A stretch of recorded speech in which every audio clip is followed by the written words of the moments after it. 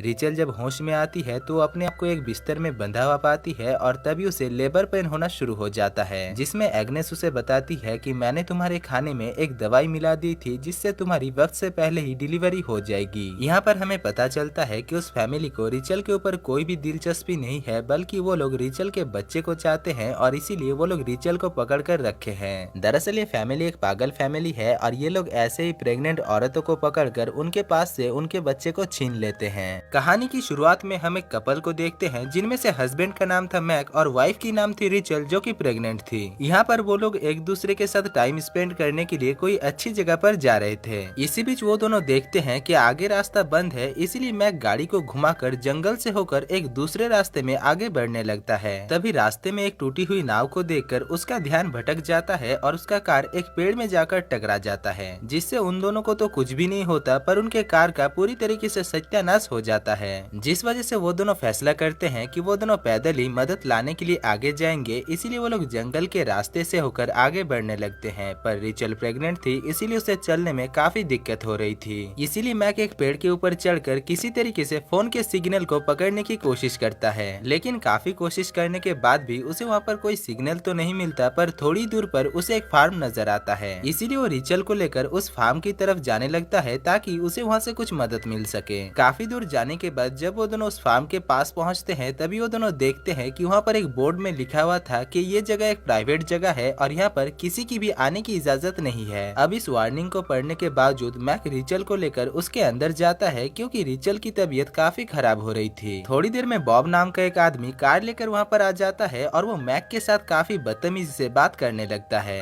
लेकिन जब वो रिचल को प्रेग्नेंट हालत में देखता है तभी वो रिचल के साथ काफी पोलाइटली बात करता है और उससे पूछता है कि तुम्हारे पेट में जो बच्चा है वो लड़का है या लड़की, जिसके जवाब में रिचल उसे लड़का कहती है। अब उस आदमी के इस बदलते हुए बिहेवियर से मैक को काफी अजीब लगता है, पर मजबूरी के चलते वो रिचल को लेकर उस आदमी के साथ उसके घर जाने लगता है। रास्ते से होकर जब वो लोग जा रहे थे तभी रिचल एक लड़की को देख पाती है, लेकिन जब वो मैक को उसके बारे में बताती है तभी मैक देखता है कि वहाँ पर कोई भी नहीं था। खैर इसके बाद वो दोनों बॉब के घर पहुँचते हैं, जहाँ पर बॉब की बीबी एग्नेस और उसके दो बेटे ल्यूक और डेविड उन दोनों को काफी अच्छी तरीके से स्वागत करते हैं। एग्नेस मैक और रिचल को लेकर घर के अंदर जाती है और उन्हें अपना कमरा दिखाकर कहती है कि कल सुबह तक मदद आ जाएगा, जिसके बाद वो लंच रेडी करने के लिए वहाँ से चली जाती है। इधर उसके जाते ही रिचल मैक से कहती है कि इस फैमिली की बिहेवियर काफी अजीब है और ल्यूक और डेविड को देखकर ऐसा नहीं लगता कि वो दोनों सगे भाई है। दूसरी तरफ हम एग्नेस को देखते हैं जो कि दरवाजे के बाहर से उन दोनों की बातें को सुन रहा था।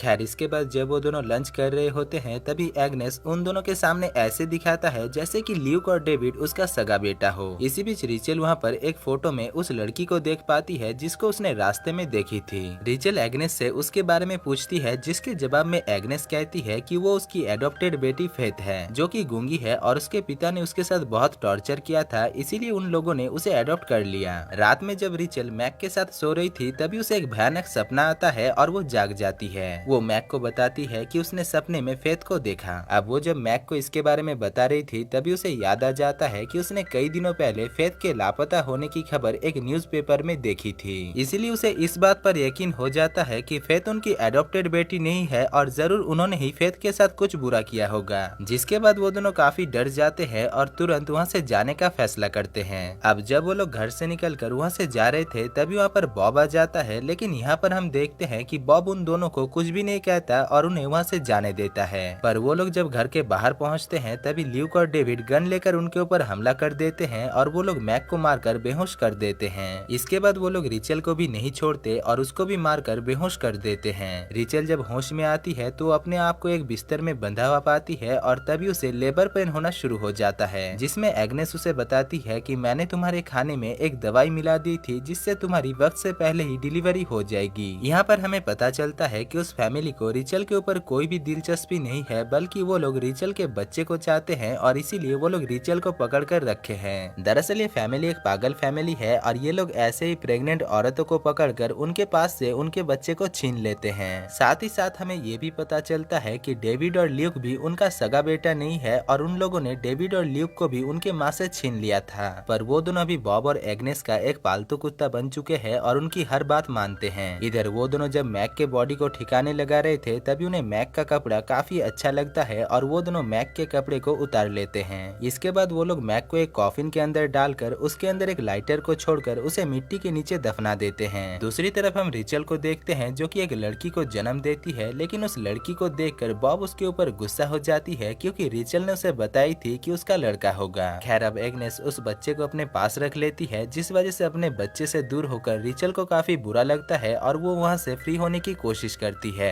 अब काफी देर तक कोशिश करने के बाद वो किसी तरीके से अपने आप को वहाँ से फ्री कर लेती है और एग्नेस के ऊपर हमला करके वहाँ से भागने लगती है। पर तभी वहाँ पर बॉब और उसके दो नाजायज बेटे आकर रिचल को पकड़ लेते हैं और इसके बाद वो लोग रिचल को बाहर शेड में ले जाकर बांध देते हैं क्योंकि अब उन्हें रिचल की ज्यादा जरूरत नहीं थी और वो लोग बस उस बच्चे को दूध पिलाने के लिए ही रिचल को जिंदा रखे थे। इसीलिए जब भी उस बच्चे को भूख लगती थी वो लोग रिचल के साथ जोर जबरदस्ती करके उसे दूध पिलाते थे। साथ ही साथ वो लोग रिचल को एक जंजीर से बांध कर रखे हुए थे और क्योंकि उसने कुछ ही समय पहले एक बच्चे को जन्म दिया है इसीलिए वो कमजोर होकर बेहोश हो जाती है। दूसरी तरफ हम मैक को देखते हैं जो कि होश में आता है और वो देखता है कि वो एक कॉफिन के अंदर बंद है जो कि मिट्टी के काफी नीचे गड़ा हुआ है। अब काफी देर तक वो उस कॉफिन से निकलने की कोशिश करता है और सुबह होते होते वो किसी तरीके से उस कॉफिन से बाहर निकल जाता है। इसके बाद वो इसी हालत में जंगल के अंदर भागने लगता है और तभी उसे जंगल के अंदर से कुछ लोगों की बात करने की आवाजें सुनाई देता है और वो उस आवाज को फॉलो करते हुए उनके पास पहुंच जाता है। वो लोग दो आदमी थे जो कि उस जंगल में घूमने के लिए आए थे।